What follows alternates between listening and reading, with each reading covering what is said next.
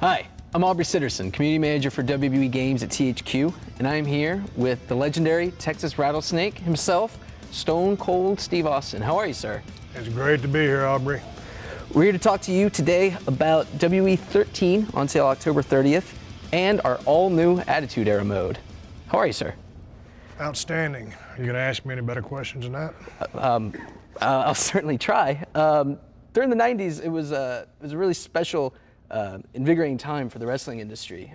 There was WWE, WCW, ECW, all firing on all cylinders. You were involved with all three of those promotions, and I was wondering, what do you see as separating WWE from the pack during that time? Man, I tell you what, it was a great ride back in the day.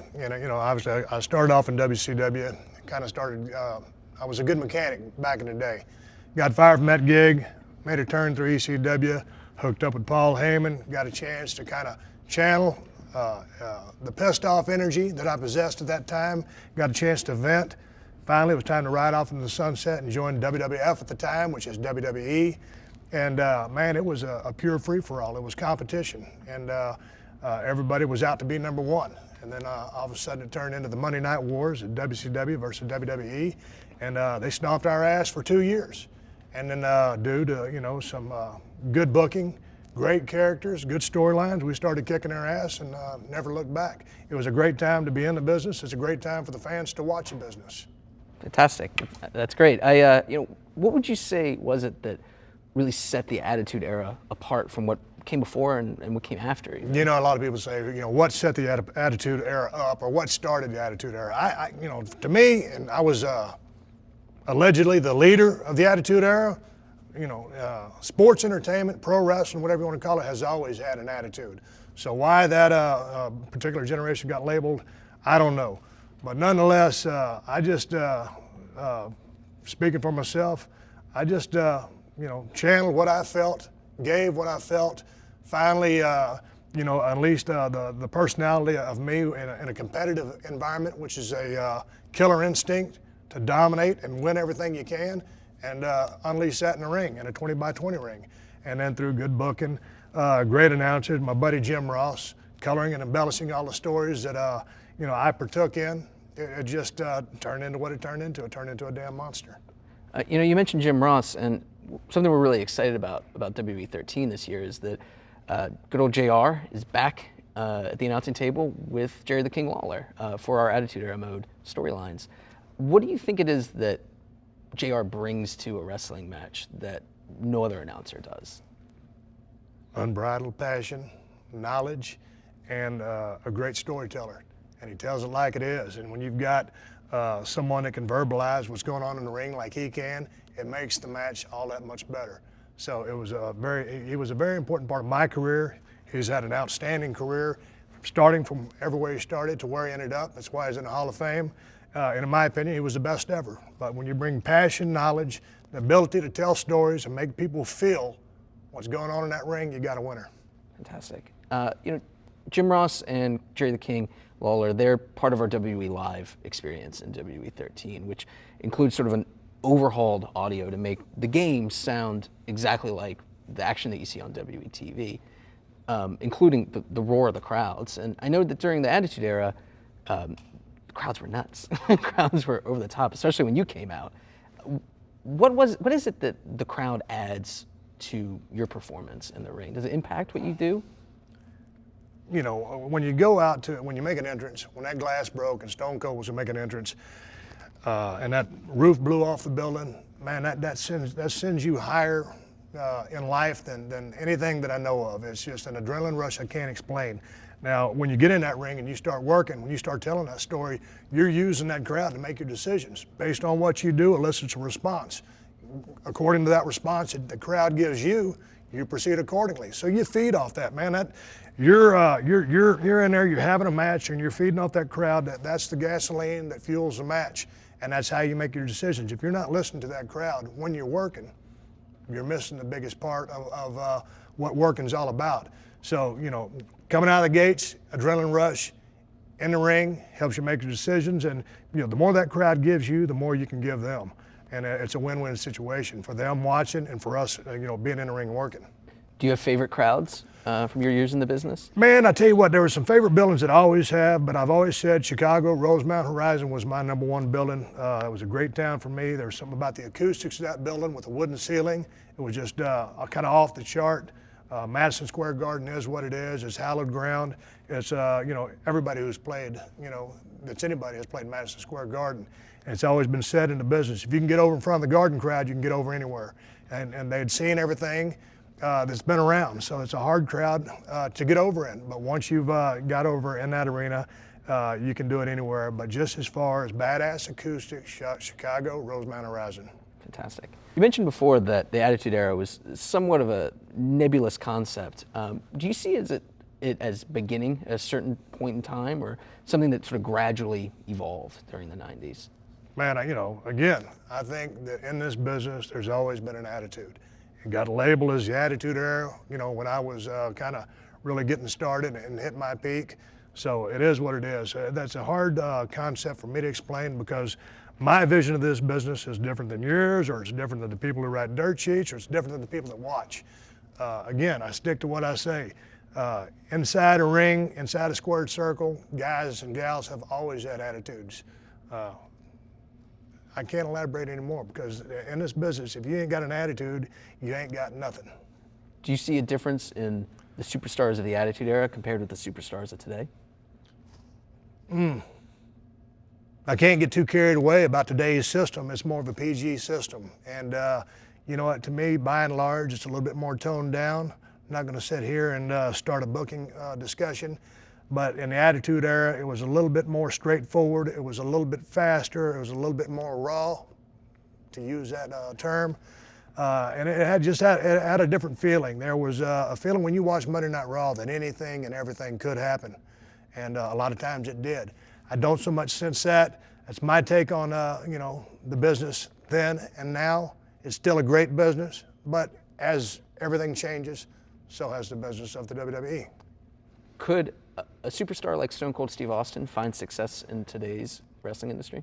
Could a superstar like Stone Cold find success in today's industry? You remember a guy named Jesse Owens in the Olympics? I certainly Great do. sprinter. You remember Jim Brown? I do. You remember Babe Ruth?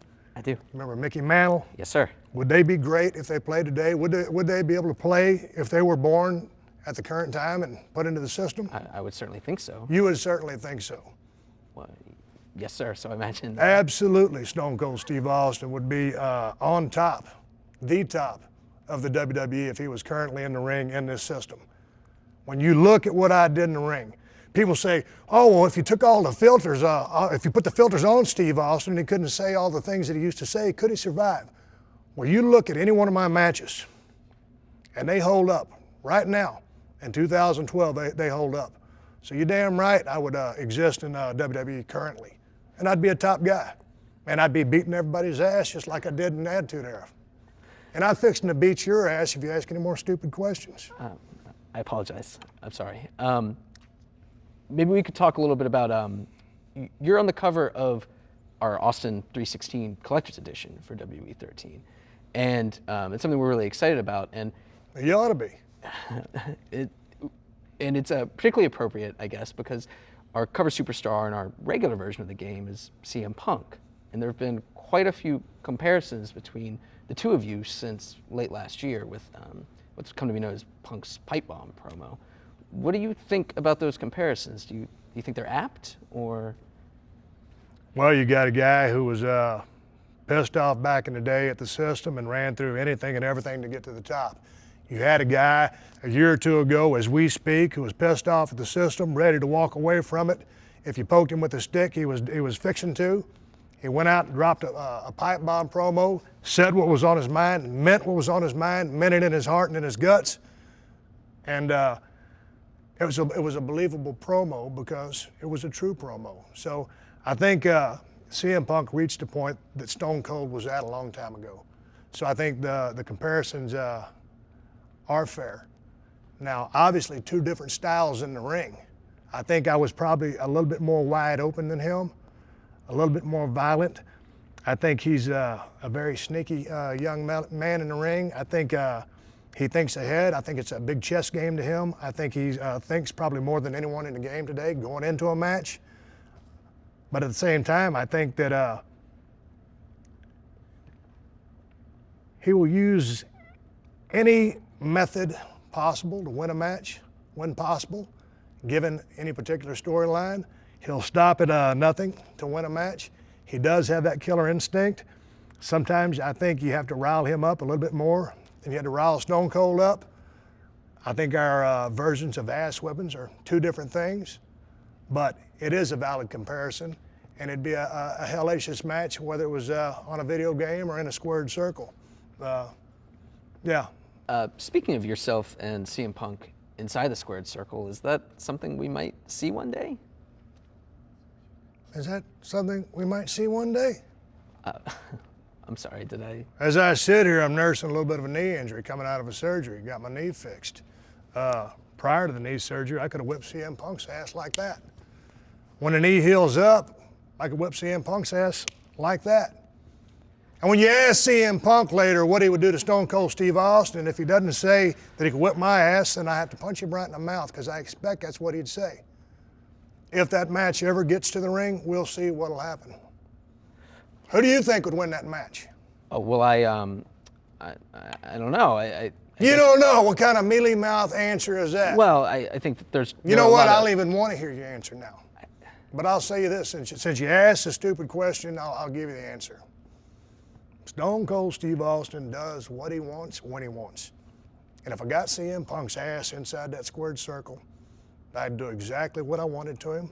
I'd take him on a ride up and down for 20 or 30 minutes, whatever kind of time I wanted to put in with the kid.